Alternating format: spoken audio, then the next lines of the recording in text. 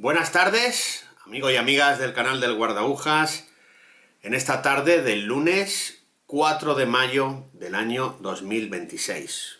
Como bien sabéis, los más asiduos del canal del Guardahojas, durante una temporada me he dedicado a elaborar podcasts para comentaros, para compartir con vosotros mis impresiones sobre los libros que iba leyendo. La verdad es que este formato pues ha tenido éxito, ha tenido una buena acogida. De hecho, la publicación que más visualizaciones o audiciones ha tenido ha sido precisamente un podcast.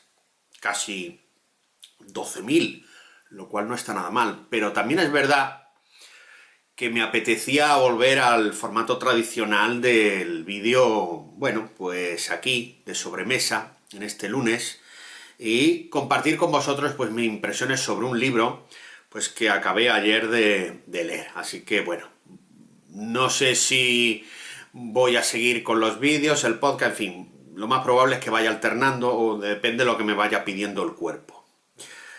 Bueno, pues hace 21 años mi padre se vio enfrascado en una investigación que tenía como objeto analizar, estudiar, poner de relieve los vínculos de la isla de León, San Fernando, mi localidad natal, por si alguien no lo sabía, con la batalla de Trafalgar. Hay que tener en cuenta que en 2005 se conmemoraban los 200 años de este enfrentamiento, una batalla naval. Algunos dicen que fue la última batalla de barcos a vela, que tuvo lugar el 21 de octubre de 1805, en las costas gaditanas, muy cerquita del Cabo de Trafalgar, ahí entre Barbate y Vejer de la Frontera. Bien, pues al hilo de esa investigación que hizo mi padre, en la cual yo participé de forma secundaria, yo me dedicaba simplemente a corregir los textos que él iba escribiendo, pues tengo que reconocer que me entró una curiosidad, me empecé a sentir una gran curiosidad, fascinación por la batalla de Trafalgar. Siempre había oído hablar de ella, pero reconozco que desde ese momento pues mi interés fue a más, ¿no? Y el primer libro que leí al respecto pues fue el que os traigo hoy, que es nada más y nada menos que Trafalgar, de Benito Pérez Galdós, este escritor canario, ¿vale? Autor de los episodios nacionales. De hecho, esta novela, que la he leído en la edición de Alianza Editorial, el libro de bolsillo, que tiene 181 páginas, aunque no tiene introducción, pues es la primera de la serie dedicada a el final del reinado de Carlos IV, el reinado de Fernando VII y la Guerra de la Independencia. Es cierto que Pérez Galdós, cuando hizo los episodios nacionales, creo recordar que llegó hasta Cánovas, efectivamente, viene aquí. Hizo 5 series de libros, en total 46, aparece aquí, y el último estuvo dedicado a Cánovas del Castillo, es decir, la última parte del siglo XIX. Es decir, que todo el siglo XIX español está narrado, está novelado por Pérez Galdós en estos episodios nacionales. Y este es el primero de esta colección. Y bueno, antes de comentaros algunos aspectos del libro, hay que hablar evidentemente de la batalla de Trafalgar. La batalla de Trafalgar, como ya os he dicho, tuvo lugar el 21 de octubre de 1805.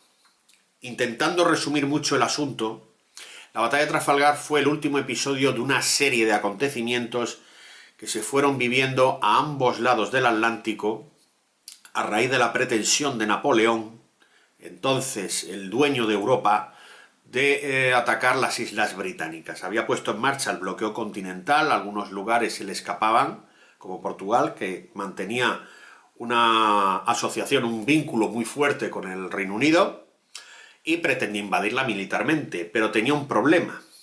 Napoleón, que era la Royal Navy británica, comandada por Horatio Nelson, el almirante inglés que había triunfado en el Cairo en 1798, luego en la batalla de Copenhague, creo que fue en 1801, si mal no recuerdo, y espero no equivocarme. Y bueno, pues era un problema, evidentemente tenía que intentar alejar la flota británica, y para ello las flotas española y francesa, la combinada, la flota combinada, se fue al Caribe con el objeto de despistar a los ingleses. Al final los ingleses se dieron cuenta del plan. La flota combinada estaba liderada por un señor llamado Villeneuve, que era un incompetente, intentaba hacer cosas para ganarse el favor del emperador, de Napoleón Bonaparte, y de regreso al continente pues tuvo lugar el enfrentamiento en Finisterre y la armada, la flota combinada, quiero decir, se refugia en Cádiz hasta la víspera del 21 de octubre. Allí, pues, este señor, Villeneuve, decide salir a combatir a los ingleses con más número de barcos, 33 frente a 27, y los ingleses, pues, proporcionaron a la flota combinada una derrota tremenda. Bien es verdad que los ingleses perdieron a Nelson en la batalla, que iba en el Victory, que todavía se puede ver, por cierto. Creo que es el único barco superviviente de la batalla. Y los franceses, pues, a raíz de la derrota, no pudieron invadir el Reino Unido, y España, pues, sufrió una decadencia naval que explica en parte todos los sucesos que ocurrieron en el siglo XIX, y sin ir más lejos, pues, la pérdida del imperio colonial a finales del XIX, con Cuba, Puerto Rico y demás. O sea, es decir, que ese episodio fue letal para los intereses de España.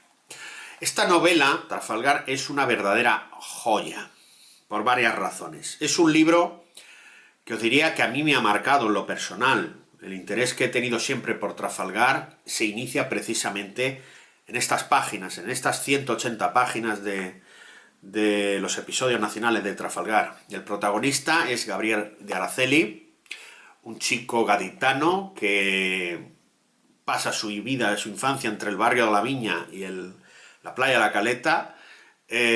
Muy pronto pasa al servicio de una familia que se hace cargo de él, de Vejer de la Frontera, y bueno, vive en un ambiente rodeado de marinos, de veteranos, de gente que está todo el día hablando de proezas, de hazañas, de qué se tendría que haber hecho, por ejemplo, en la batalla del Cabo San Vicente, en el enfrentamiento de Algeciras. Es decir, vive rodeado de un ambiente en el cual la mar, la armada española, pues está muy presente. Entonces a él le nace esa necesidad de enrolarse en las dotaciones de los buques, ¿no? Y de hecho, él es el protagonista de la novela y asiste al combate de Trafalgar. Y lo hace en diversos buques. El Santísima Trinidad, que era el mayor navío no solo de España, sino del mundo. El Escorial de los Mares, como le llama Pérez Galdós. Luego pasa al Santa Ana. Evidentemente va contando las penurias, las penalidades, el drama, la tragedia de la guerra, de la batalla. Y luego, pues, naufraga y aparece en la zona de la desembocadura del Guadalquivir, en Sanlúcar de Barrameda. Y luego ya allí, pues, se encuentra con sus familiares. Es decir, que el libro es una maravilla en el sentido de la narración, la manera que tiene Galdós de describir la batalla es verdaderamente espectacular. Parece que la pólvora, el humo y las olas de la tormenta, porque hay que recordar que Trafalgar, la batalla de Trafalgar no solo fue el combate, sino luego un horroroso vendaval que se desató, bueno, vendaval no, yo diría como una especie de dana, que se desató después de la batalla, que ya se fue el remate. De hecho, lo sufrieron todos, los ingleses, los franceses y los españoles. El libro también es una joya porque quien conoce Cádiz, pues lo saborea mucho. Yo soy gaditano, como sabéis, y en el libro se habla mucho de Cádiz. Y no solo Cádiz capital, también se habla de Vejer, que ya lo he nombrado antes, de Sanlúcar, de Rota, de Chipiona, San Fernando, Chiclana, Conil, Vejer, y también el final del libro precisamente tiene lugar en Medina Sidonia. Y bueno, aparte de personajes que van apareciendo en la novela, como Flora, Doña Francisca, Rafael Malaespina, Doña Rosita, aparte de estos personajes que van componiendo la trama, aparecen personajes muy relevantes y muy importantes. Aparecen menciones como, por ejemplo, a Carlos IV, al rey que había en aquella época en España, al príncipe de la paz, que es Manuel Godoy, Y por supuesto aparecen militares, aparecen Villeneuve, que lo he nombrado, Nelson, Collingwood, y dentro de los españoles pues aparecen personajes destacadísimos que tuvieron un papel especial en la batalla. Alcalá Galiano, el máximo responsable español, que era Gravina, y luego, bueno, Ignacio María de Álava, Gardoqui, y luego, y ya con esto voy acabando, no quiero terminar el libro sin hacer una mención a Cosme Damián Churruca, este marino vasco, nacido en Motrico, que es como se dice en castellano, en euskera se dice Mutriku, su localidad natal, está en Guipúzcoa. Bueno, pues Galdós le dedica bastantes páginas a este hombre, por varias razones. En primer lugar, porque vaticinó el desastre al que se iba a enfrentar la armada, la flota combinada, que digamos que dio en el clavo, no estaban preparados, se sabía que iba a hacer mal tiempo y fueron derechos a la muerte. Pero además de esto, Churruca es un ejemplo de cómo se puede seguir luchando en situaciones extremas y desesperadas. De hecho, Churruca muere en combate, no se rinde, muere rodeado el San Juan Nepomuceno, que es el barco que comandaba, muere rodeado, no sé si entre 5 y 6 buques ingleses. Los ingleses, cuando acceden al San Juan Nepomuceno, que luego se llevaron a Gibraltar, pues lo respetaron, le homenajearon, le dieron un funeral a la altura del personaje, incluso llegaron a decir que era una pena que un hombre así pudiera morir en combate. Churruca, que no era solo un marino, no solo pertenecía a la Real Armada Española, sino también era un científico, era un marino ilustrado, era un personaje pues muy relevante. Y ya os digo que aunque pueda parecer increíble, y ya con esto voy acabando, pues hay que mencionar el número de vascos que aparecen en la novela. Tres he nombrado: a Ignacio María de Álava, Gardoqui y el mencionado Churruca, que participaron en la batalla, ¿no? Lo cual demuestra que, en este caso, las provincias vascas, especialmente Vizcaya y no digamos Guipúzcoa, pues siempre han sido un granero. Parece, cuesta creerlo, yo lo sé, cuesta creerlo, pero repito, han sido históricamente un granero de héroes y de personas que han forjado episodios verdaderamente espectaculares de la historia de España. Insisto que yo sé que esto, decirlo con la que está cayendo, es increíble, pero os invito a leer a Galdós y a otros libros, porque Trafalgar tiene una bibliografía muy extensa y lo podéis comprobar. Esto es todo por ahora. Espero que leáis el libro, que os guste. La verdad es que yo he disfrutado con esta relectura, no os podéis imaginar. Lo he leído en pocos días, pero ha sido verdaderamente impresionante. Os invito a leer, repito, a Galdós, cualquier obra de Galdós, no solo Trafalgar, cualquiera. Y bueno, si queréis me dejáis vuestros comentarios, vuestras opiniones, y siempre serán bienvenidas. Me alegro mucho de saludaros. Quiero que sepáis que el canal está funcionando bien. Me alegro mucho de ver que comentáis, que ponéis likes y tal. Los últimos vídeos que hemos puesto son los de la Semana Santa de San Fernando, que con tanta ilusión y cariño los he hecho, no os lo voy a negar. Y bueno, os deseo una buena tarde, un buen lunes, y ya sabéis que siempre me tenéis aquí. Un saludo muy cordial y afectuoso.